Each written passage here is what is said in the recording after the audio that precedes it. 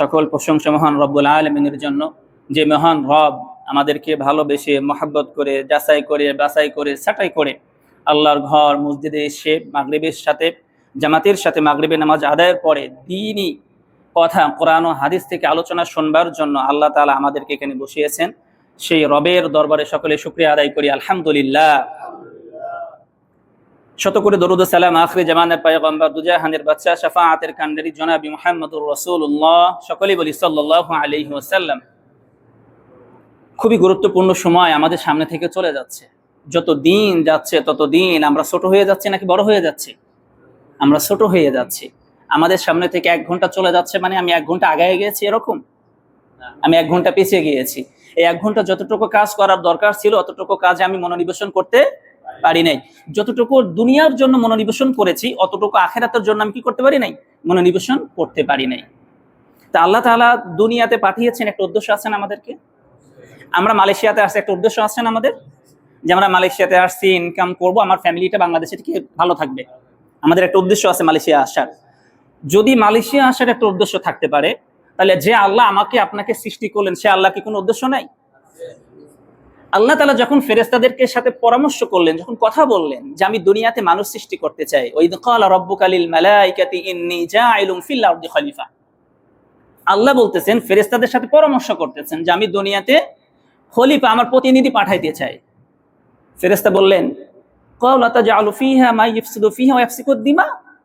আপনি কি এমন জাতি পাঠাতে চাচ্ছেন যে জাতি রক্তপাত করবে, মারামারি করবে, হানাহানি করবে, ফাটাফাটি করবে? তার মানে ফেরেশতারা আগে জানতেন যে আমরা দুনিয়াতে এসে কি করব? রক্তপাত করব, মারামারি করব, হানাহানি করব। ওয়া নাহনু নুসাব্বিহু বিহামদিকা ওয়া নুকদ্দিসু লাক ক্বালা ইন্নী আ'লামু মা লা তা'লামুন। ফেরেশতারা বললেন, আমরা তো আপনার প্রশংসা করি, আপনি তাসবিহ পাঠ করি, তাহলে আবার কেন মানুষ সৃষ্টি করতে হবে? আল্লাহ তাআলার সাথে ফেরেশতার কথা হচ্ছে। ফেরেশতা বলতেছেন, আমরা আপনার তাসবিহ পড়ি, আপনার প্রশংসা করি, আপনার হামদ করি, তাহলে আবার নতুন করে কেন মানুষ সৃষ্টি করতে হবে? আল্লাহ তাআলা কি বললেন? ক্বালা ইন্নী আ'লামু মা লা তা'লামুন। আমি যা জানি তোমরা তা জানো না। অর্থাৎ আল্লাহ তাআলা মানুষ প্রেরণ করবেন পৃথিবীতে, ফেরেশতারা বুঝে ফেলেছেন আগে যে মানুষকে কি করবে? হানাহানি করবে, মারামারি করবে, কাটাকাটি করবে, অর্থ নিয়ে মারামারি হবে, ভাই ভাইয়ের মধ্যে মারামারি হবে, রক্তপাত করবে, এটা ফেরেশতারা আগেই বুঝে গিয়েছিল। কিন্তু আল্লাহ কি বললেন? আমি যা জানি তোমরা তা জানো না। তার মানে আল্লাহ তাআলার মানুষ সৃষ্টি করার পিছনে কারণ ছাড়া আল্লাহ তাআলা মানুষ সৃষ্টি করেননি। আমরা যেমন মালয়েশিয়াতে এসেছি কারণ নিয়ে, আল্লাহ তাআলা বলতেছেন, ওমা খালাকতুল জিন্না ওয়াল ইনসা ইল্লা লিয়াবুদুন। আমি মানুষকে সৃষ্টি করেছি এবং জিন জাতিকে সৃষ্টি করেছি শুধুমাত্র একমাত্র তারা আমার দাসত্ব করবে, আমার গোলামি করবে, এই জন্যই তাদেরকে আমি সৃষ্টি করেছি। তার মানে আল্লাহ তাআলা মানুষের সৃষ্টির পিছনে একটা কারণ আমরা পেয়ে গিয়েছি, যে আমরা আল্লাহ তাআলা কি করব? দাসত্ব করব, আল্লাহ তাআলার গোলামি করব। এখানে অন্য কারোর দাসত্ব গোলামি করার কোনো সুযোগ নাই। এই যে আমরা একটু আগে কি বলেছি? আলহামদুলিল্লাহ। আলহামদুলিল্লাহ বলে আল্লাহ তাআলা প্রশংসা করেছি, তাসবিহ পাঠ করেছি। অনেক সময় আমরা এভাবে বলি, ভাই আপনি কেমন আছেন? আলহামদুলিল্লাহ, আপনাদের দোয়ায় আমি ভালো আছি। বলি কি বলি না এইভাবে? ভালো রাখার মালিক কে? আল্লাহ। ভালো রাখার মালিক কে? আল্লাহ। সুতরাং যে আল্লাহ আমাকে আপনাকে ভালো রেখেছেন, সে আল্লাহর সাথে ছোটখাটো বিষয় শরীক করা যাবে না। যখন আপনাকে কেউ বলবে, ভাই আপনি কেমন আছেন? আলহামদুলিল্লাহ, আল্লাহ তাআলার অশেষ মেহেরবানিতে দয়াতে আমি ভালো আছি। আমি আপনার দোয়ায় অথবা আপনার দয়ায় ভালো আছি, এটাতে আল্লাহকে ছোট করা হয়, খাটো করা হয়। কারণ আমাকে ভালো রেখেছেন কে? আল্লাহ। আমি যে আপনার জন্য দোয়া করেছি এটার গ্যারান্টি আছে? আমার সাথে আপনার 1 বছর পর সাক্ষাৎ হয়েছে, ভাই কেমন আছেন? ভালো আছি আপনাদের দোয়ায়। আরে বাবা, তোমার সাথে আমার ইতিপূর্বে অনেকদিন সাক্ষাৎই নেই, তোমার নাম যেমন মনে আছে এটাই তোমার খেয়াল নেই। এরকম হয় কি হয় না? এজন্য যখন আমরা প্রশংসা করব, সেই প্রশংসার জায়গায় অন্য কাউকে শরীক করতে পারবো না, একমাত্র আল্লাহ তাআলার প্রশংসা করতে হবে। সে জায়গায় ছোটখাটো কোনো বিষয়কে আনা যাবে না। আমরা ছিলাম কোন জায়গায়? যে আল্লাহ তাআলা মানুষকে সৃষ্টি করার পিছনে একটা কারণ আছে, কারণ এই মানুষকে দিয়ে আল্লাহ দাসত্ব করাবেন, আল্লাহর গোলামি করাবেন, আল্লাহ তাআলার ইবাদত করাবেন। এজন্য আল্লাহ তাআলা দেখেন কি সুন্দর করে বললেন, সূরা আনকাবুতের 2 নম্বর আয়াতে আল্লাহ তাআলা বলতেছেন, আহাসিবান নাসু আইতরাকু ইয়াকুলু আমান্না ওয়া হুম লা ইফতানুন। এটা যখন নাজিল হয় তখন ইসলাম শুরুর দিকে, এটা ইসলামের দাওয়াতের শুরুর দিকে একটা নাজিল হলো। এমন অবস্থা, সেই সময় সমাজের মধ্যে যারা মুসলিম ছিল, নিপীড়িত ছিল, তাদেরকে ঠিকমতো ব্যবসা করতে দেওয়া হতো না, রাস্তায় চলাফেরা করতে দেওয়া হতো না, মানুষের সাথে সম্পর্ক বিচ্ছিন্ন করে দেওয়া হতো। তার মানে ইসলাম আসার আগেও যতগুলি নবী রাসূল আসছে দুনিয়াতে, সব নবী রাসূল পরীক্ষার সম্মুখীন হয়েছেন। যখন মক্কাতে মানুষ ঠিকমতো দিনের দাওয়াত দিতে পারতেছেন না, মক্কাতে মানুষ ঠিক মতো চলাফেরা করতে পারতেছেন না, ব্যবসা বাণিজ্য করতে পারতেছেন না। শুধু মুসলিম, সব জাতি না, শুধু কোন জাতি? মুসলিম জাতি যখন কোনো ব্যবসা করতে পারতেছেন না, মানুষের সাথে সম্পর্ক ঠিক রাখতে পারতেছেন না, তার মানে তাদেরকে একঘরে করে দেওয়া হচ্ছে। কারণ একটাই, যে তারা ইসলাম গ্রহণ করেছে। কারণ কি? একটা কারণে, যে তারা ইসলাম গ্রহণ করেছে, এই জন্য মুসলিমকে আলাদা করে দেওয়া হয়েছে। ব্যবসা থেকে, খাবার থেকে, পানি থেকে, সবকিছু থেকে আলাদা করে দেওয়া হয়েছে মুসলিমদেরকে। কারণ তারা সংখ্যায় কম ছিল। সংখ্যায় কি ছিল? কম ছিল। এই জন্য মুসলিমদেরকে আলাদা করা হয়েছে। আরেকটা রেওয়ায়াত পাওয়া যায়, হযরত আলী রাদিয়াল্লাহু তাআলা আনহু ছোট মানুষ ছিলেন, ছোট বয়সে ইসলাম গ্রহণ করেছিলেন, একদম বাচ্চা বয়সে। তো তাকে কেউ খেলতে নিত না, ঠাট্টা করতো, তামাশা করতো, যে তুমি এখান থেকে যাও, তোমার আল্লাহকে কও জান্নাতে একটা ঘর বানায় দিই। এরকম হয় কি হয় না? যারা বেশি আমল করে সে পাগল হয়ে গেছে। এটা সব সময় মসজিদে যায়, সব সময় সালাম দেয়, মানে এটা ফুল পাগল। বলে কি বলেন এরকম? যে ব্যক্তি মসজিদের সাথে সম্পর্ক রাখে, মানুষকে সালাম দেয়, ভালো কথা বলে, এ পাগল হয়ে গেছে। তো আলী রাদিয়াল্লাহু তাআলাকে ওই সময় বাচ্চারা, বড়রা সবাই মিলে ঠাট্টা করতো, যে তুমি শেষ, তুমি মুহাম্মাদের ধর্ম গ্রহণ করেছো, তুমি আমাদের সাথে খেলতে পারবে না, আমাদের সাথে চলতে পারবে না, উঠতে পারবে না, বসতে পারবে না, তুমি এখান থেকে চলে যাও। আল্লাহ তাআলা আয়াত নাযিল করলেন, আহাসিবান নাসু আইতরাকু আইয়াকুলু আমান্না ওয়া হুম লা ইফতানুন। মানুষ কি মনে করে যে আমরা বলবো যে আমরা ঈমান এনেছি, তারপরে এদেরকে আর কিছু পরীক্ষা করা হবে না? মানুষ যদি মনে করে যে আমরা ঈমান এনেছি, শেষ, এতটুকু শেষ, আমি ঈমান এনেছি, এতটুকু শেষ, আল্লাহ বলতেছেন মানুষ যদি মনে করে যে আমি ঈমান এনেছি, তারপরে তাদেরকে পরীক্ষা করা হবে না, এটা তাদের ভুল ধারণা। ওয়ালাকাদ ফাতান্নাল্লাযীনা মিন ক্বাবলিহিম, আমি তাদের পূর্ববর্তীদেরকে পরীক্ষা করেছি। এই সময় যখন মক্কার ভিতর হয়েছে, দুর্ভিক্ষ যখন মুসলমানদের মধ্যে হয়েছে শুধু, তখন আল্লাহ তাআলা বলতেছেন যে পূর্ববর্তীদেরকে আমি পরীক্ষা করেছি। ফালা আলামান্নাল্লাহুল্লাযীনা সাদাকু, কারা সত্যবাদী ছিল, কারা ইসলামের উপর অটুট ছিল, ওয়ালা আলামান্নাল কাযিবিন, এবং কারা মিথ্যাবাদী ছিল। তার মানে দুনিয়াতেও আমাদেরকে পরীক্ষার সম্মুখীন হতে হবে, এটা আল্লাহ তাআলা বলতেছেন, আমি বলতেছি না। সূরা আনকাবুতের 2 নম্বর আয়াতে আল্লাহ তাআলা বলতেছেন, যদি মানুষ কয় আমি ঈমান এনেছি, তারপরে তাকে আর পরীক্ষা করা হবে না, এটা মানুষ ভুলের মধ্যে রয়েছে। কারণ আমি তাদের পূর্ববর্তীদেরকে পরীক্ষা করেছি। তার মানে আমরা পরীক্ষার সম্মুখীন হব। হযরত ইব্রাহিম আলাইহিস সালাতু ওয়াস সালাম আল্লাহ তাআলার এত প্রিয় বান্দা ছিলেন, আল্লাহ তাআলার এত মহব্বতের বান্দা ছিলেন, ইব্রাহিমের নাম দিয়ে দিলেন ইব্রাহিম খলিলুল্লাহ। ভাবা যায়, এত প্রিয় বান্দা ছিলেন, ইব্রাহিমের নাম দিলেন ইব্রাহিম খলিলুল্লাহ। সেই ইব্রাহিম আলাইহিস সালাতু ওয়াস সালামকে আগুনে নিক্ষিপ্ত করা হলো। তার মানে হযরত ইব্রাহিম আলাইহিস সালাতু ওয়াস সালামও পরীক্ষার সম্মুখীন হয়েছে। এমন সময় জিবরাইল এসে বলতেছেন, যখন আগুনে নিক্ষিপ্ত করা হচ্ছে, জিবরাইল বলতেছেন, ইব্রাহিম আমাকে বলো, আমি তোমাকে সহযোগিতা করি। জিবরাইল এসে বলতেছেন, আমার সামনে যদি জিবরাইল না, আমার এলাকার চেয়ারম্যান এসে বলে যে আমি তোমাকে সহযোগিতা করতেছি, আমি কি একদম কুদুকুদু হয়ে যাব না? যে এলাকার চেয়ারম্যান আমাকে সহযোগিতা করতে যাচ্ছে, আর কিছু তো লাগে নাকি?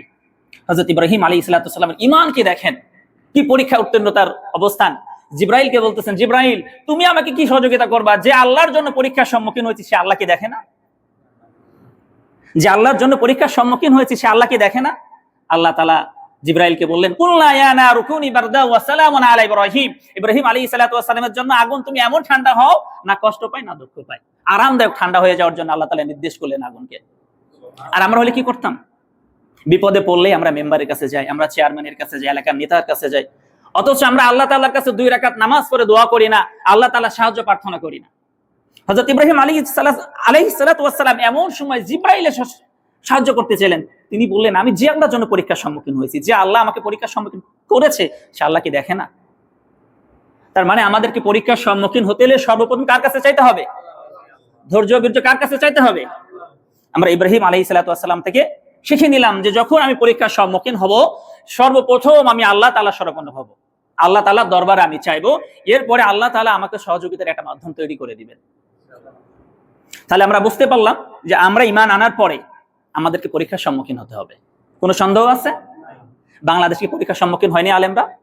বিগত 15 বছর 16 বছর যে নির্যাতন, যে নিপীড়ন সহ্য করেছে, ঠিক মতো মাহফিল করতে পারে নাই, ঠিক মতো মানুষের দাঁড়ে দাঁড়ে দাওয়াত দিতে পারি নাই, আলেমদেরকে জেলখানায় হত্যা করা হয়েছে, বছরের পর বছর রেখে নির্যাতন করা হয়েছে। এটা শুধু এখন না, আগের জামানাও ছিল, এখনো থাকবে, ভবিষ্যতেও থাকবে। কিয়ামতের আগের দিন পর্যন্ত আলেমদের উপরে যারা ঈমান এনেছে তাদের পরীক্ষা চলমান থাকবে, চলতেই থাকবে, চলতেই থাকবে।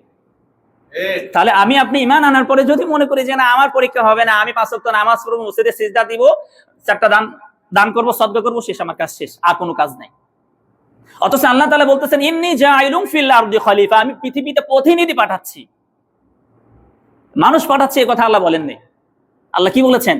প্রতিনিধি পাঠাচ্ছি। যদি মানুষ পাঠাচ্ছি এই কথা বলতেন, আপনার কোনো দায়িত্ব থাকতো না, আপনার দায়িত্ব শেষ। কিন্তু আল্লাহ মানুষের কথা বলেননি, আল্লাহ প্রতিনিধির কথা বলেছেন। প্রতিনিধি বলতে আমরা কি বুঝি? দায়িত্বশীল নাকি? প্রতিনিধি বলতে এলাকার যে মেম্বার উনি আমাদের প্রতিনিধি, অথচ আল্লাহ তাআলা বলতেছেন প্রত্যেকটা মানুষ আমার প্রতিনিধি। অর্থাৎ আপনি যার যার জায়গা থেকে তাকে ইসলামের কাজ করে যেতে হবে, এটাই হচ্ছে প্রতিনিধির মূল উদ্দেশ্য। আপনি এই কথা বলার সুযোগ নাই যে আমার দায়িত্ব ছিল না, অথচ আল্লাহ বলতেছে তোমাকে দায়িত্ব দিয়েই পৃথিবীতে পাঠিয়েছে, তোমার দায়িত্ব ছিল না, এই কথা বলার কোনো সুযোগ নাই। কারণ আল্লাহ তাআলা প্রতিনিধি পাঠিয়েছেন, মানুষ পাঠান নাই। যদি সৃষ্টির শুরুতে মানুষ ব্যবহার করতো, আল্লাহ তাআলা ইনসান ব্যবহার করতো, তাহলে এটার সম্মুখীন আমাকে আপনাকে হতে হতো না। যেহেতু আল্লাহ প্রতিনিধি পাঠিয়েছেন আল্লাহ দিনকে প্রতিষ্ঠিত করার জন্য, আল্লাহ দিনকে জমিনে রাখার জন্য, আমাকে আপনাকে দাওয়াতি কাজ করতে হবে, আমাকে আপনাকে মানুষকে 5 ওয়াক্ত নামাজের প্রতি আহ্বান করতে হবে, আমাকে আপনাকে যে খারাপ কাজ করতেছে তাকে হাত দ্বারা বাধা দিতে হবে, যদি না পারি মুখে বলতে হবে, যদি মুখেও না পারি অন্তরে কি করতে হবে? ঘৃণা করতে হবে। কিন্তু আমাকে আপনাকে চেষ্টা করতেই হবে, এটাই হচ্ছে আমার আপনার কাজ। এই কাজ করতে গেলে আপনাকে পরীক্ষার সম্মুখীন হতে হবে।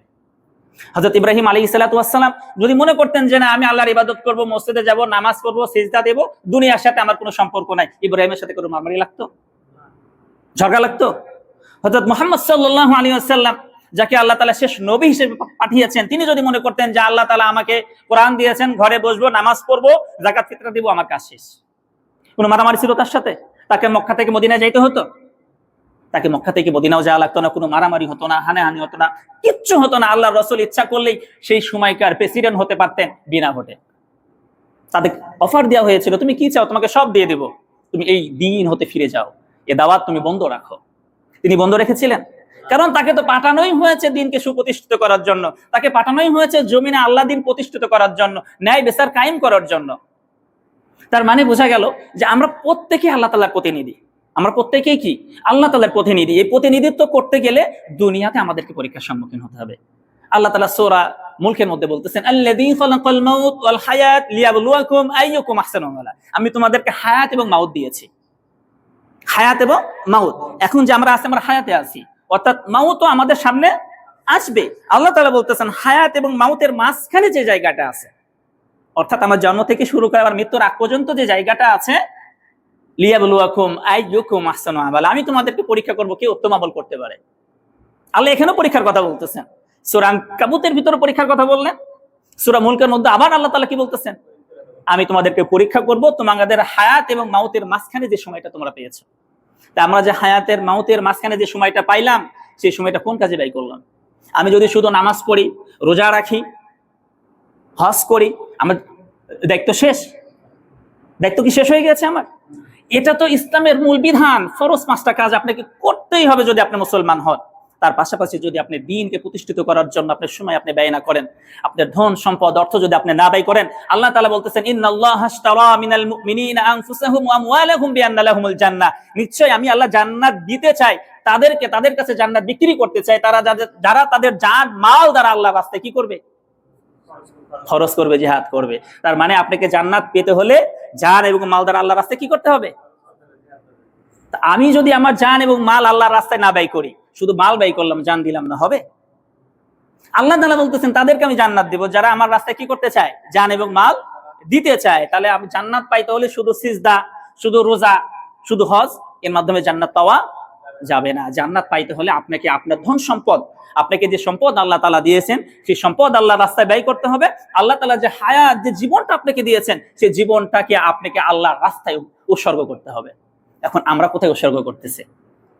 30 বছর 40 বছর আমাদের বয়স হয়ে গিয়েছে, আমরা কোন জায়গায় আমাদের লাইফটা দিয়েছি? কতটুকু ইসলামের জন্য কাজ করতে পেরেছি? কয়টা মানুষকে নামাজের প্রতি আহ্বান করতে পেরেছি? কয়টা মানুষকে নামাজের দিকে আনতে পেরেছি? আমাদের সন্তান, আমাদের স্ত্রী এখন পর্যন্ত পর্দা আনতে পারিনি আমি। অথচ আল্লাহ তাআলা বলতেছেন কু আনফুসাকুম আহলিকুম নারা, তুমি নিজে আগুন থেকে বাঁচাও, তোমার আহাল পরিবারকে আগুন থেকে বাঁচাও। আমি নিজে 5 ওয়াক্ত নামাজ পড়ি, আমার বউ বিপর্যয় হয়ে মার্কেটে চলে যাচ্ছে। আমি নিজে 5 ওয়াক্ত নামাজ পড়ি, আমার ছেলে পাবজি খেলতে খেলতে সারা রাত শেষ করে ফেলেছে, ফজর নামাজের কোনো খবর নাই। মনে রাখতে হবে দুনিয়া এমন একটা জায়গা, যে জায়গায় আপনি কিছু নিতে পারবেন না, সব আপনাকে রেখে যেতে হবে। যদি কোনো মানুষ মনে করে এখান থেকে বিন্দু পরিমাণ জিনিস আমি আখিরাতে নিয়ে যাব, সম্ভব? ঘটনা একটা মনে পড়ে গেল। হযরত মুহাম্মদ সাল্লাল্লাহু আলাইহি সাল্লাম বসে আছেন, সাহাবীদেরকে বললেন আমি তোমাদেরকে একটা গল্প শোনাতে চাই, আল্লাহ রাসূলের গল্প। গল্প সুন্দর না ভালো? মহা সুন্দর গল্প। সাহাবীরা একেবারে আটোখাটো হয়ে বসলেন। ইয়া আল্লাহর রাসূল, আপনি শুরু করেন। আল্লাহ রাসূল সাল্লাল্লাহু আলাইহি সাল্লাম বলেন, এক ব্যক্তির 3 ভাই, ওই ব্যক্তি মরা অবস্থা হয়ে গেছে, মৃত্যু শয্যায় সজ্জিত, হয় তার কিছুক্ষণ পর সে দুনিয়া থেকে বিদায় নিবে, এমন অবস্থা তার তৈরি হয়ে গিয়েছে। সে তার বড় ভাইকে ডাক দিয়ে বলল যে, বড় ভাই, আমি তো মরে যাচ্ছি, আমার তো মরার সময় হয়ে আসছে, তুমি আমার জন্য কি করবা? তো বড় ভাই বলল, আমি তোমার জন্য কান্নাকাটি করব, বাঁশ ঝাড়ে যাবো, বাঁশ কাটবো, কবর খুঁড়বো, তোমাকে সুন্দর করে কবরে রেখে আসবো। মেঝে ভাইকে বললো, তুমি আমার জন্য কি করবা? তো মেঝে ভাই বলল, আমি তোমার সাথে সম্পর্ক সেট করে ফেলবো, তুমি মরে গেলে তোমার সাথে আমার কি? তুমি কি? তুমি মরলে তোমার সাথে আমার কি সম্পর্ক? শেষ। ছোট ভাইকে বলা হলো, তুমি আমার জন্য কি করবা? ছোট ভাই বললো যে, আমি আপনার সাথে আছি, আপনার সাথেই থাকবো, আপনার সাথেই যাবো, শেষ পর্যন্ত আপনার সাথেই আমি থাকবো। আল্লাহ রসুল বললেন, এই 3 ভাইয়ের উদাহরণ কি তোমরা জানো? সাহাবের উত্তর দিলেন, আল্লাহ এবং আল্লাহ রসুল ভালো জানে। আল্লাহ রসুল বললেন, বড় ভাই হচ্ছে সেই ভাই, তার আত্মীয় স্বজন, ছেলে মেয়ে, স্ত্রী মরার সাথে সাথে কান্নাকাটি করবে, কিছুক্ষণ কান্নাকাটির পরে বাঁশ ঝাড়া যাবে, বাঁশ কাটবে, কবর খুঁড়বে, এরপরে তাকে কি করে দেবে? সমাধি করে দিবে, শেষ। দ্বিতীয় ভাই হলো তার সম্পদ, যে তার জীবন ব্যয় করে, তার জীবন কষ্ট করে, ক্লান্তি করে যে সম্পদ উপার্জন হয়ে গিয়েছে, এই সম্পদ সে মৃত্যুবরণ করার সাথে সাথেই তার সাথে সম্পর্ক সেট করে ফেলেছে। কোনো ব্যক্তি কি মরার পর সম্পদের মালিক হয়? তার নামের সাথে কি হয়ে যায়? মরহুম হয়ে যায়, তার সম্পদের মালিক হয়ে যায় তার ছেলে মেয়ে, আত্মীয় স্বজন, সে আর সম্পদের মালিক থাকে না। আল্লাহ রসুল বলতেছেন, দ্বিতীয় ভাই হলো ওই ব্যক্তি যে সম্পদ উপার্জন করেছে দুনিয়ার জন্য, অথচ মরার পরে সেই সম্পদের কিছুই তার সাথে সম্পর্ক রাখবে না। আল্লাহর রাসূল যখন ওফাতে চলে যাবেন, এমন সময় আয়েশা রাদিয়াল্লাহু তাআলা আনহুমাকে বললেন, ঘরে কি আছে? ঘরে কি আছে? আয়েশা রাদিয়াল্লাহু তাআলা আনহু বললেন, ঘরে পানি ছাড়া আর কিছুই নেই। আল্লাহর রাসূল বললেন, আল্লাহ আপনাকে সাক্ষ্য রেখে বলতেছি, আমি ঘরে সম্পদ রেখে যাই নাই। আর আমি আপনি সম্পদ গচ্ছিত করতে করতে করতে 5 তলা বাড়ি হয়ে গেছে, 2 তলা বাড়ি হয়ে গেছে, গাড়ি হয়ে গিয়েছে, কিন্তু এই হুঁশ আমার এখনো আসে নাই যে দুনিয়া থেকে আমাকে চলে যেতে হবে। আমি দুনিয়াটাকে এত সুন্দর করে আবাদ করতেছি, দুনিয়াটাকে এত সুন্দর মহব্বত করে বড় করতেছি, আমার আখিরাতকে আমি পুঁজি করার জন্য কি করেছি? 3 নাম্বার ভাইয়ের কথা আল্লাহ রাসূল বললেন। 3 নাম্বার ভাই হলো ওই যে ব্যক্তি দুনিয়াকে প্রাধান্য না দিয়ে আখিরাতকে প্রাধান্য দিয়ে তার আমল তৈরি করেছে, তার জন্য জান্নাতের পথ তৈরি করেছে। যে আমলটা সে দুনিয়াতে করলো, এই আমলটা তার সাথে কবরে যাবে, তার সাথে হাসরে যাবে, তার সাথে মিজানে যাবে, তার সাথে আল্লাহর সাথে সরাসরি সাক্ষাৎ করে জান্নাতে চলে যাবে। বলেন সুবহানাল্লাহ। তার মানে 3 নাম্বার ভাইয়ের সাথে আমাদের সম্পর্ক বেশি রাখতে হবে। 3 নাম্বার ভাইয়ের সাথে কি সম্পর্ক আমাদের বেশি রাখতে হবে? 3 নাম্বার ভাই হচ্ছে আমার নামাজ, 3 নাম্বার ভাই হচ্ছে আমার সিয়াম, 3 নাম্বার ভাই হচ্ছে আমার যাকাত, 3 নাম্বার ভাই হচ্ছে আমার হজ, 3 নাম্বার ভাই হচ্ছে আমার দ্বীনি কাজকর্ম, যেটাতে আমি মানুষকে আহ্বান করব নামাজের দিকে, সুদখোরকে আমি আহ্বান করব সুদ খাওয়া ভালো না, ঘুষখোরকে আহ্বান করব ঘুষ খাওয়া ভালো না, আল্লাহর রাস্তায় ফিরে আসো। আল্লাহর রাস্তায় ফিরে আসলে শান্তি, না ফিরলে কি জাহান্নাম। দুনিয়াতেও তুমি জাহান্নামে থাকবা, আখিরাতেও তুমি কিসে থাকবা? জাহান্নামে থাকবা। এজন্য যারা আমরা দুনিয়াতে আল্লাহ তাআলার পরীক্ষার সম্মুখীন হব, সেই ক্ষেত্রে 2টা জিনিস আমাদেরকে করতে হবে। এক হচ্ছে আল্লাযীনা ইযা আসাবাতুহুম মুসিবা ক্বালু ইন্না লিল্লাহি ওয়া ইন্না ইলাইহি রাজিউন। আল্লাহ তাআলা আমাদেরকে শেখাচ্ছেন সূরা বাকারার মধ্যে, যখন তোমার সামনে কোনো বিপদ আসে, মুসিবত আসে, অনেক সময় হয় না মহা বিপদ, এমন একটা বিপদ আসছে হঠাৎ করে, এখন কি করব? আপনি স্মরণ করেন সেই কথা, আল্লাযীনা ইযা আসাবাতুহুম মুসিবা। আল্লাহ তাআলা বলতেছেন, যদি কখনো বিপদের সম্মুখীন হও, মুসিবত তোমার সামনে চলে আসে, তুমি বলো ক্বালু ইন্না লিল্লাহি ওয়া ইন্না ইলাইহি রাজিউন, আমি তো আল্লাহর জন্য দুনিয়াতে আসছিলাম, আমি তো আল্লাহর নিকটেই ফিরে যাচ্ছি। এটা হচ্ছে আপনার মনোবল থাকতে হবে। তার মানে আপনার হতাশ হওয়ার কিছু নেই, আল্লাহর জন্য দুনিয়াতে আসছি, আল্লাহ আমাকে পরীক্ষার জন্য পাঠিয়েছে, আমি আমার আমল করেছি, নামাজ পড়েছি, মানুষকে আহ্বান করেছি, মানুষকে ভালো পথের আহ্বান করে আসছি, তার মানে আমার মৃত্যুকে আমি ভয় করবো কেন? মুমিন তো সেই যে মৃত্যুকে আলিঙ্গন করে। মুমিন হচ্ছে সেই যে মৃত্যুকে আলিঙ্গন করে। মুমিন মানেই হচ্ছে যে দুনিয়ার আযাব কষ্ট থেকে নিকৃষ্ট হয়ে, নিক্রিয় হয়ে জান্নাতের পথে সে ধাবে হবে। আর আমরা হচ্ছে মরণকে ভয় পাই। কেন ভয় পাই? আমার আমল নাই, আমি সৎ পথে চলতে পারি নাই, মানুষকে আহ্বান করতে পারি নাই, পরিবারটাকে ইসলামের উপরে রাখতে পারি নাই, যার কারণে মৃত্যু আমার কাছে একটা যন্ত্রণাদায়ক শাস্তি। মৃত্যুকে আমি এত ভয় পাই, মৃত্যুকে আমি স্মরণ করতেই চাই না। মৃত্যু আসলে মনে হয় যে আমি মরে যাব, এই সব কিছু রেখে, ধন সম্পদ, ছেলে পেলে, এত কিছু রেখে আমি মরে যাব। অথচ আমাদের মরাটাই হচ্ছে শ্রেয়।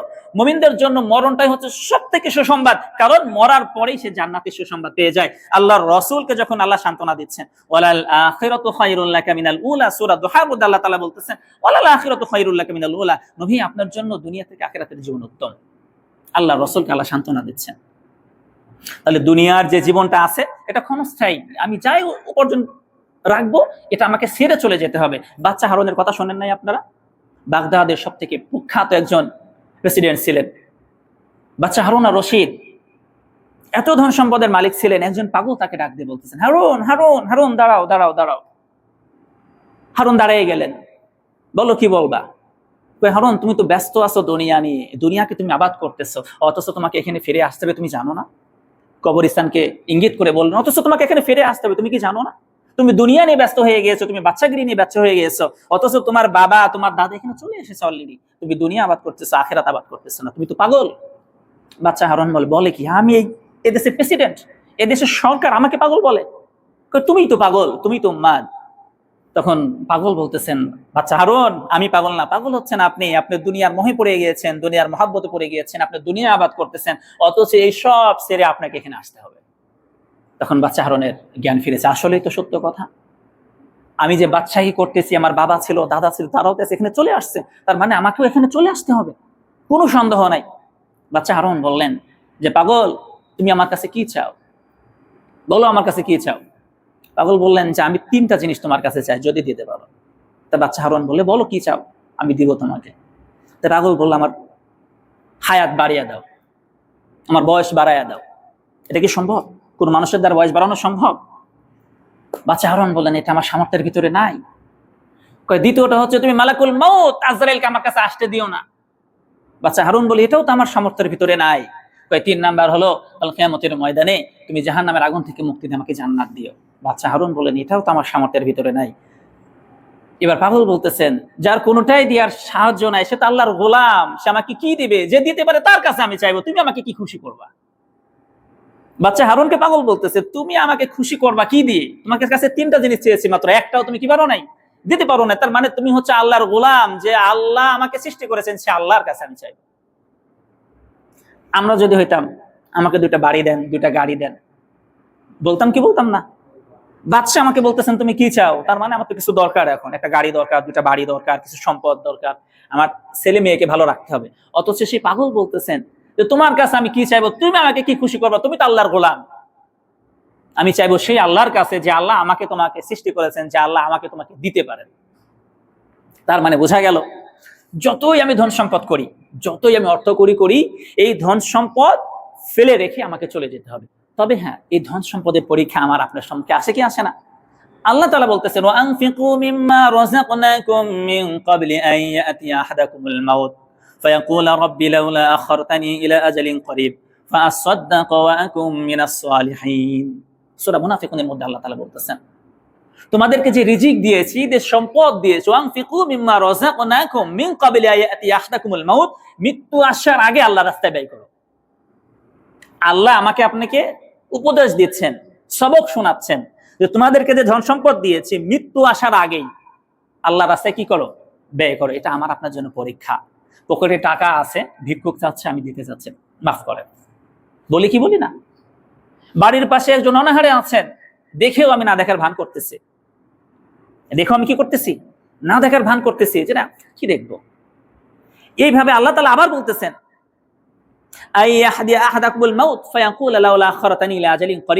মৃত্যু আসার পূর্বে আল্লাহ রাস্তায় দান করো। যখন তোমাদের নিকটে মৃত্যু চলে আসবে, নিকটবর্তী হয়ে যাবে, তোমরা তখন বলবা, আমাকে আর একটু সুযোগ দেন, আমি সত্যবাদী হব, আমি সালিহিনদের অন্তর্ভুক্ত হব, সৎ সম্পদ আল্লাহর রাস্তায় দান করে দেব। অথচ আল্লাহ তাআলা বলতেছেন, যখন আজরাইল চলে আসবে, তখন আর তোমাকে দ্বিতীয়বার কোনো সুযোগ দেয়া হবে না। এজন্য আল্লাহ তাআলা বলতেছেন, মৃত্যু আসার পূর্বে, কি আসার পূর্বে? মৃত্যু আসার পূর্বে যে ধন সম্পদ আমি আপনাকে দিয়েছি, সেটা হতে আল্লাহর রাস্তায় দান করো। অর্থাৎ আমি মনে করতেছি আমি কামিয়েছি, আমি কষ্ট করেছি, আমি ইট ভেঙেছি, সারাদিন কনস্ট্রাকশনের কাম আমি করেছি, সারাদিন গার্মেন্টসের কাম আমি করেছি, চশমা আমি বানিয়েছি, তার মানে কাজ আমি করেছি। আল্লাহ কোত্থেকে আসলে এখানে? এরকম মনে হয় কি হয় না অনেক সময়? এটা আল্লাহ তাআলার অনুগ্রহ। যদি আল্লাহ তাআলা আপনাকে ডায়রিয়া দিত, আপনি উঠতে পারতেন? যদি আল্লাহ তাআলা আপনাকে জ্বর দিত, আপনি উঠতে পারতেন? যে আল্লাহ সুস্থ রেখেছেন, যে আল্লাহ সুস্থ রেখে আপনাকে ধন সম্পদের মালিক বানিয়েছেন, যে আল্লাহ আপনাকে অঢেল সম্পদের মালিক বানিয়েছেন, এর জন্য বানিয়েছেন যে তুমি সম্পদটা কোন রাস্তায় ব্যয় করো। আমি যদি মনে করি যে সম্পদ আমার কাছে এমনি এমনি চলে আসছে না, এই সম্পদ একটা পরীক্ষা। এই সম্পদ মানেই হচ্ছে আপনি কোন রাস্তায় দিবেন, কাকে দিবেন। আল্লাহ তাআলা এটা দেখেন এবং বলতেছেন, মৃত্যু আসার আগে সতর্ক হও, সতর্ক হও। সম্পদ দিয়েছে এই জন্য যে তোমরা আখিরাতে পুঁজি তৈরি করবা। সম্পদ দিয়েছে এই জন্য যে যখন কোনো অভাবগ্রস্ত মানুষ তোমার সামনে আসে তাকে সহযোগিতা করবা। সম্পদ দিয়েছে এই জন্য যদি কোনো এটিএম আসে তাকে তুমি সহযোগিতা করবা। তোমার সম্পদ কিসে খাবে? অথচ আমি এখান থেকে বিখেয়াল রয়েছি, সম্পদ আল্লাহর রাস্তায় ব্যয় করতেই চায় না, এত কৃপণতা হয়েছি। অথচ আল্লাহ তাআলা বলতেছেন যারা বখিল, যারা কৃপণ, তাদের জন্য আমার জান্নাত হারাম। তাদের জন্য কি? জান্নাত হারাম, তারা জান্নাতে ঢুকতে পারবে না। যারা বখিল, যারা কৃপণ, যারা দুনিয়াতে কৃপণতা করবে, আল্লাহর রাস্তায় ব্যয় করবে না, তারা আল্লাহর জান্নাতে ঢুকতে পারবে না। আল বুখলু লা ইয়াদখুলুল জান্নাহ, আল্লাহ তাআলা বলতেছেন যারা বখিল, যারা কৃপণ থাকবে, তারা আমার জান্নাতে প্রবেশ করতে পারবে না। তার মানে সম্পদ আমি আপনি যে উপার্জন করতেছি, এই সম্পদের পরীক্ষা আছে। এই সম্পদের কি আছে? পরীক্ষা আছে। এবং এই সম্পদ উপার্জন দিন থেকে শুরু করে মৃত্যু আসার আগ পর্যন্ত। অর্থাৎ আমি এখন মৃত্যু শয্যায় সজ্জিত হয়েছি, আমার সন্তান, এখন দেখেন না আপনারা ভিডিওতে দেখেন, বিভিন্ন ইউটিউবের মধ্যে দেখবেন যে 4টা সন্তান ব্যারিস্টার, 2টা সন্তান পুলিশ অফিসার, বাবা কোথায়? বৃদ্ধাশ্রমে পড়ে আছে। কারণ সঠিক সময়ে যদি সে আল্লাহর রাস্তায় এই ধন সম্পদ ব্যয় করতো, আল্লাহ তাআলার কাছে দোয়া করতো, তাকে আজকে বৃদ্ধাশ্রমে থাকতে হতো না। তার সম্পদ সে সঠিক রাস্তায় ব্যয় করতে পারে নাই, সে অঢেল সম্পদ অবৈধ পথে ইনকাম করার পরে তার সন্তানদেরকে মানুষ করেছে, বাট সঠিক পথে মানুষ করতে পারে নাই, যার কারণে তার আশ্রয় হয়েছে কোথায়? বৃদ্ধাশ্রমে। এই জন্য সম্পদ যে আল্লাহ তাআলা আমাকে আপনাকে দিয়েছেন, এই সম্পদের পরীক্ষার সম্মুখীন আমাকে আপনাকে হতে হয়। অনেক সময় আমার কাছে 10 টাকা আছে, একটা ভিক্ষুক আমার সামনে আছেন। হযরত দাউদ আলাইহিস সালাতু ওয়াস সালাম, ইতিহাসটা মনে পড়ে গেল, বলেই ফেলি। দাউদ আলাইহিস সালাতু ওয়াস সালাম মসজিদের মধ্যে বসা, সেই সময় আজরাইলের সাথে দাউদ আলাইহিস সালাতু ওয়াস সালামের বন্ধুত্বপূর্ণ সম্পর্ক। পৃথিবীতে যত নবী রাসূল আসছেন তার ভিতরে দাউদ আলাইহিস সালাতু ওয়াস সালামের আজরাইলের সাথে বন্ধুত্বপূর্ণ সম্পর্ক। এক সময় আজরাইল আসলেন, সালাম দিলেন, বন্ধু কেমন আছেন? ভালো আছি। তো বন্ধু কি জন্য আসছেন? তো বন্ধু আপনার পাশে যে লোকটা বসে আছে কিছুক্ষণ পর তাকে নিয়ে যাব, তিনি মসজিদ থেকে বের হবে, আল্লাহর অর্ডার আছে, তাকে দুনিয়া থেকে কি করব? নিয়ে যাব। দাউদ আলাইহিস সালাতু ওয়াস সালামের মনটা খারাপ হয়ে গেল। আমার একজন সাহাবী, সেই সময় উম্মত খুব কম ছিল, হাতে গোনা কয়েকজন উম্মত পাওয়া যেত। এখনকার মতো 10-20 জন আমরা আছে এরকম না, 2-3 জন বসে থাকতো। একজন নবীর কাছে 2-3 জন মানুষ মাত্র বসা। মনটা খারাপ হয়ে গেল যে আমার একজন উম্মত এখান থেকে বের হয়ে যাবে, আর সে মরে যাবে, সে জানেও না। যখন মসজিদ থেকে বের হয়েছে, একজন ভিক্ষুক আসছে যে আল্লাহর রাস্তায় আমারে কিছু দাও। ওই বান্দার পকেটে 60 পয়সা ছিল। কয় পয়সা? 60 পয়সা। উনি খেয়াল টিয়াল না করে 60 পয়সা ব্যয় করে তার হাতে দিয়ে দিয়েছে। ফকির বলতেছে বারাকাল্লাহু ফি হায়াতিক, আল্লাহ তাআলা তোর হায়াতের মধ্যে বরকত দান করুক। এই কথা বলার সাথে সাথে আল্লাহ তাআলা আজরাইলকে বলতেছেন, আজরাইল দাঁড়া, আমি তার 60 বছর বয়স বাড়ায় দিয়েছি। বলেন সুবহানাল্লাহ। দান কি করে দেখেন, দানে কি উপকার দেখেন। আজরাইল বলতেছে এখন তাকে নিয়ে যাব, মসজিদ থেকে বের হবে, আমি তাকে দুনিয়া থেকে কি করব? নিয়ে যাব। যখন ফকির ভিক্ষা করতে গেছে, আল্লাহ আজরাইলকে বলতেছেন দাঁড়া, দেখি আমার বান্দা কি করে। ফকির যেই ভিক্ষা চেয়েছেন, আল্লাহ রাস্তায় আমাকে কিছু দেন, যা ছিল পকেটে তাই দিয়ে দিয়েছে। বারাকাল্লাহু ফি হায়াতি, সাথে সাথে দোয়া কে কবুল করেছেন? আল্লাহ। এজন্য দান করবেন, মুসিবত থেকে বেঁচে যাবেন। দান করবেন, বাচ্চারা, ছোট ছোট বাচ্চা, মা বোনরা মুসিবত থেকে বেঁচে যাবে। আপনার অনেক সময় অ্যাক্সিডেন্ট হয় না, হালকার জন্য বেঁচে গেছে, এরকম মনে হয় কি হয় না? হালকার জন্য বেঁচে গেছে, আর একটু হলে আমি শেষ হয়ে যেতাম। মনে রাখবেন, ওই যে আপনার 2-1 টাকা দান ছিল, সদকা ছিল, মানুষকে উপকার করেছিলেন, ওই জায়গা থেকে আল্লাহ তাআলা এতটুকু বাজেট আপনার জন্য রেখেছেন। তার মানে সম্পদ যদি আপনি আল্লাহর রাস্তায় ব্যয় করেন, আল্লাহ তাআলা বলতেছেন যে তোমাকে আমি মুসিবত থেকে হেফাজত করব, তোমাকে বালা থেকে হেফাজত করব, তোমাকে বিভিন্ন রকম মুসিবত হতে আমি আল্লাহ তাআলা রক্ষা করব। তার মানে সম্পদের পরীক্ষার সম্মুখীন হতে হলে আমাদেরকে আল্লাহর রাস্তায় বেশি বেশি করে ব্যয় করতে হবে।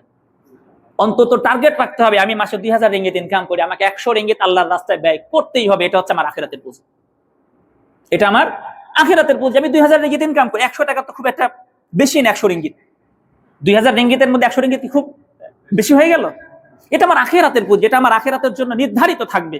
এমন হতে পারে যে আপনার একটা দান কাল আখিরাতের ময়দানে আল্লাহ তাআলা বলবেন যে বান্দার কোনো আমলে তো খুঁজে পাচ্ছি না জান্নাতে দেওয়ার মতো, যা করেছে সব বরবাদ। নামাজ পড়েছে, একটা সিজদাও কবুল হয় নাই, সালাম দিয়েছে সহি মতো দিতে পারে নাই, রুকু করেছে সহি রুকু করতে পারে নাই, কি দিয়ে জান্নাত দিব তাকে আমি? আল্লাহ হাতাচ্ছেন, দেখতেছেন, এই দেখো তো পৃষ্ঠা উল্টাও তো, ভালো কোন আমল আছে কিনা, একটু উল্টাও, পৃষ্ঠা উল্টাও, পৃষ্ঠা উল্টাও। তার একটা সিজদা আমি পর্যন্ত আসি নাই, আসমান পর্যন্ত উঠি নাই। আমি আপনি যে সিজদা দিই, জীবনের একটা সিজদা কবুল হলেই যথেষ্ট, কিন্তু কোন সিজদা হবে আমি আপনি শিওর আছি? শিওর নাই। সমস্ত আমল আল্লাহ একত্রিত করবেন যে কোন আমলটা একটু ভালো আছে, কোন আমলটা একটু মজবুত আছে। তখন দেখবেন যে একজন এতিমকে আপনি 100 টাকা দান করেছেন। হায় হায়, এ তো এতিম ছিল, ঘরে খাবার ছিল না, তার মা বাবা না খেয়েছিল, এতিমকে 1000 দিয়া এতে সে চাল কিনে বাড়িতে নিয়ে গিয়েছে, ভাত খেয়ে তারা হাত তুলে আল্লাহ তাআলার কাছে দোয়া করেছে। আল্লাহ ওই আমলটার বদৌলত আপনাকে জান্নাত দিতে পারেন। এজন্য উসিলা তৈরি করতে হবে, আমাকে আপনাকে উসিলা তৈরি করতে হবে। দুনিয়ার পরীক্ষা মানে আমি একটা উসিলা তৈরি করব, এই উসিলায় আল্লাহ তাআলা আমাকে আপনাকে নাজাত দিতে পারেন। দুনিয়া পরীক্ষার সম্মুখীন হওয়া মানে যে আল্লাহ তাআলা আমাকে আপনাকে নাজাত দিতে চান। আর যদি কোনো পরীক্ষার সম্মুখীন আমি দুনিয়াতে নাই হই, তাহলে বুঝে নিবেন যে আল্লাহ তাআলার মহব্বত ভালোবাসা আপনার প্রতি নাই। বুঝেন নাই মনে হয়? আল্লাহ তাআলার মহব্বত ভালোবাসা আপনার প্রতি নাই। যে ব্যক্তি আল্লাহর প্রিয় হবে, যে ব্যক্তি আল্লাহ তাআলার ঘনিষ্ঠ বান্দা হবে, ইব্রাহিম আলাইহিস সালাতু ওয়াস সালাম আল্লাহ তাআলার প্রিয় বান্দা ছিলেন না? হযরত মুহাম্মদ সাল্লাল্লাহু আলাইহি ওয়াসাল্লাম আল্লাহর প্রিয় বান্দা ছিলেন না? যদি এত প্রিয় বান্দাকে, যাকে খুশি রাখার জন্য আল্লাহ সর্বদা কাজ করতেন, প্রত্যেকটা নবী রাসূল আল্লাহকে খুশি রাখার জন্য কাজ করতেন, আখির জামানের পয়গম্বর জনাবে মুহাম্মদুর রাসূলুল্লাহ সাল্লাল্লাহু আলাইহি ওয়াসাল্লামকে খুশি করার জন্য আল্লাহ নিজে কাজ করতেন। তাকেও পরীক্ষার সম্মুখীন হতে হয়েছে, তাকেও বারংবার হত্যার হুমকি দেওয়া হয়েছে, ষড়যন্ত্র করা হয়েছে। ওমাকারু ওমাকারাল্লাহ ওয়াল্লাহু খায়রুল মাকিরিন। আল্লাহ রাসূলকে আল্লাহ তাআলা বলতেছে তারা ষড়যন্ত্র করতেছে, করতে দেয় না, আমি তো উত্তম ষড়যন্ত্রকারী, তাদের ষড়যন্ত্র আমার কাছে কিছুই না, তারা ষড়যন্ত্র করতেছে, করতে থাক, আপনাকে হত্যা করবে, আপনাকে মেরে ফেলবে, তারা করতে থাক, আমি হলাম উত্তম পরিকল্পনাকারী, আমি করব উত্তম পরিকল্পনা, তাদের এই ষড়যন্ত্র আমার কাছে কিছুই না। তার মানে যত প্রিয় হবে তত পরীক্ষার বেশি সম্মুখীন হবেন, কারণ আপনাকে আল্লাহ ঝালাই করতে চায়, আপনাকে ঝালাই করে মজবুত করে আল্লাহ তাআলার জান্নাত আপনাকে দিতে চায়। এখন আপনি যদি মনে করেন আমি আল্লাহ তাআলার পরীক্ষার সম্মুখীন হব না, এই যে কোরআনের আয়াতগুলি আল্লাহ তাআলা নাজিল করলেন পরীক্ষার ব্যাপারে, সেই আয়াতের সম্মুখীন আপনি হতেই চাচ্ছেন না, অথচ আপনি জান্নাতের আশা করেন কিভাবে? আপনাকে জান্নাতের আশা করতে হলে দুনিয়াতে পরীক্ষার সম্মুখীন হতে হবে। আর দুনিয়াতে যদি আপনি মনে করেন হেলায় হেলায় দিন কেটে যাবে, পরীক্ষার সম্মুখীন হতে হবে না, বিশ্বাস রাখেন যদি আল্লাহর প্রিয় বান্দাদের পরীক্ষা হয়ে থাকে, আমার আপনার যদি পরীক্ষার সম্মুখীন না হতে হয়, তাহলে কিয়ামতের ময়দানে না জানে আল্লাহ আমাদের সাথে নাও কথা বলতে পারে, যে তোমার সাথে কি কথা বলবো, তুমি তো মুসিবতের সময় ছিলে না, তুমি তো দিন প্রতিষ্ঠার কাজে ছিলে না, তুমি তো ইকামতে দিন প্রতিষ্ঠা করতে যাও নাই, তো তোমার সাথে আমার কিসের কথা? আমি তোমাকে প্রতিনিধি হিসেবে দুনিয়াতে পাঠিয়েছিলাম আমার দিনকে প্রতিষ্ঠিত করার জন্য, তুমি কি করেছো? এই প্রশ্নের সম্মুখীন আমাকে আপনাকে প্রত্যেককেই হতে হবে। কবরে যাওয়ার পরে ওমান নাবিয়্যুকা ওমান দীনুকা, যখন আপনি কোন দিনের উপরে ছিলেন, দিনকে প্রতিষ্ঠিত করেছেন নাকি করেন নাই, এই প্রশ্নের সম্মুখীন আপনাকে হতে হবে না? তো নবীওয়ালা কাজ কি? নবীওয়ালা কাজ হচ্ছে আল্লাহর দ্বীনকে আল্লাহর জমিনে প্রতিষ্ঠিত করা। নবী করেছেন, আমাকে আপনাকে করতে হবে। যদি নবী এই কাজ না করতেন আমি আপনি করতাম না। নবী কি করেছেন? নবী করিম সাল্লাল্লাহু আলাইহি ওয়াসাল্লাম সমাজে হানাহানি ছিল, সেটা দূর করেছেন, ইসলামী আইন শাসন জারি করেছেন। আমি আপনি কি করতেছে? এটা আমার আপনার জন্য কি ফরজ না? ইসলামী আইন বাস্তবায়ন করা আমার আপনার জন্য কি ফরজ না? 5 ওয়াক্ত নামাজ যেভাবে ফরজ, আল্লাহর জমিনে আল্লাহর দ্বীনকে প্রতিষ্ঠিত করাও কি ফরজ। এই ফরজের জন্য আমি কি কাজ করলাম? এই ফরজের জন্য আপনাকে ধন সম্পদ ব্যয় করতে হবে, আপনার জান এবং মাল, আপনার রক্ত আল্লাহর জমিনে দিয়ে হলেও এই দ্বীনকে সুপ্রতিষ্ঠিত রাখতে হবে। যখন আপনার রক্ত পড়বে, আপনার ধন সম্পদ যাবে, আপনার সময় যখন যাবে, তখন আপনাকে বুঝতে হবে এই কাজগুলি করতে গেলেই হাসিবান নাসু আইয়াতরাকু আইয়াকুলু আমান্না হুম লা ইফতানুন, এই পরীক্ষার সম্মুখীন আমাকে আপনাকে হতে হবে। আর পরীক্ষায় যারা উত্তীর্ণ হবে, যারা মার খাবে, রক্ত ঝরাবে দুনিয়াতে, ওরাই কিয়ামতের ময়দানে জান্নাতের ভাগীদার হবে। বলেন সুবহানাল্লাহ। এজন্য আমরা রক্ত দিতে রাজি আছি না নাই? পরীক্ষার সম্মুখীন হতে রাজি আছি না নাই? আল্লাহর দ্বীন আল্লাহর জমিনে প্রতিষ্ঠিত করতে রাজি আছি না নাই? ইনশাআল্লাহ আল্লাহ আমাদের সবাইকে আল্লাহর দ্বীনকে আল্লাহর জমিনে প্রতিষ্ঠিত করার জন্য তৌফিক দান করুক। আমিন। ওয়া আখিরু দাওয়ানা আনিল হামদুলিল্লাহি রাব্বিল আলামিন। আসসালামু আলাইকুম ওয়া রাহমাতুল্লাহ।